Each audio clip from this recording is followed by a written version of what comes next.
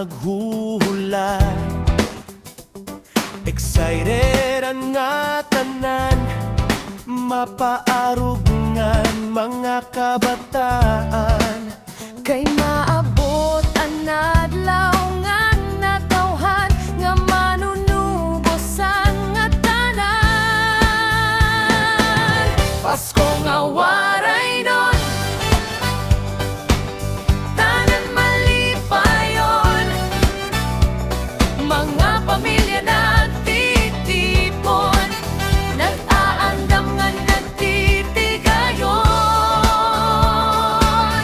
Pasko nga waray nun, ang paghigugma nagpapadayon, san kadatag sa pirmi dudumdumon.